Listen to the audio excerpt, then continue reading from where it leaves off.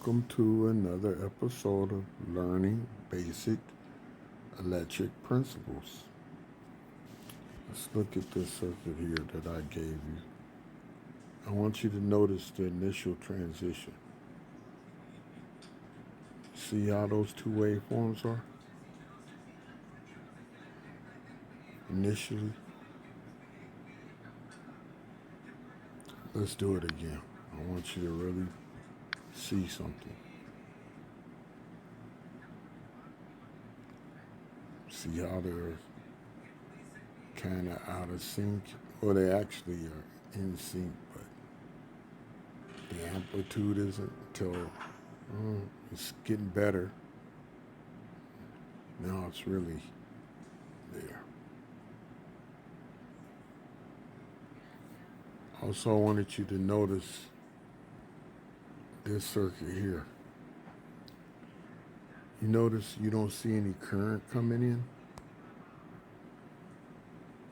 You just see it bouncing back and forth between the inductor and the capacitor.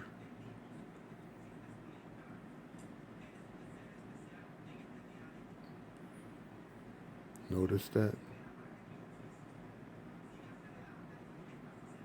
I want you to pay attention to the current initially.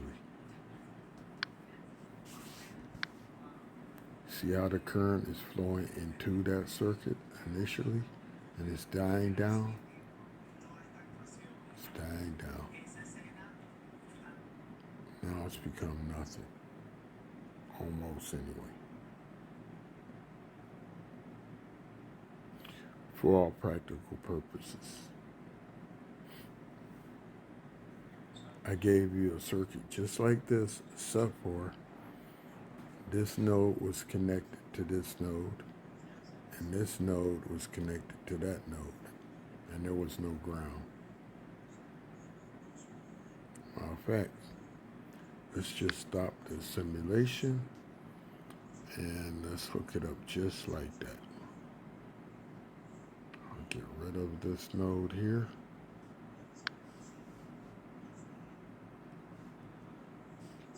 This node here, and hook it up just like what I gave you, and run the simulation. See how the current's coming in, and it's dwindling down, and it's none, but you still have it flowing back and forth between the capacitance and the inductance. The capacitive inductance reactance is flowing back and forth between them. Because this is a resonant circuit.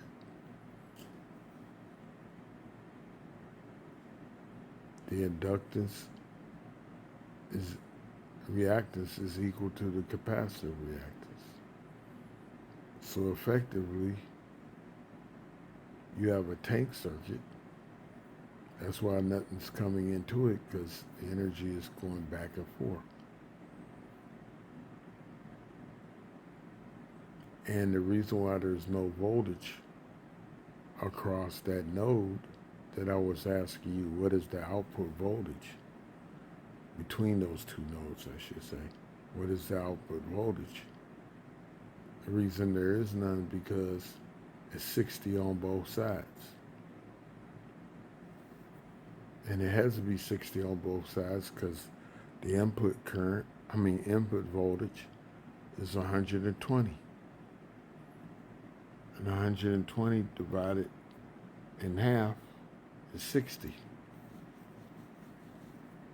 And the reason why I divided in half is because you have two inductors in series, two inductive reactances. So the voltages across them is going to be divided in half. Voltage divider rule, right? Same thing with the capacitor, voltage divider rule. So you have 60 and 60 on both sides for a net total voltage in this bridge circuit of 0. And notice they're in phase. Now, if they were out of phase, then you would have some voltage because of the difference of potential across that meter. Hope this makes sense.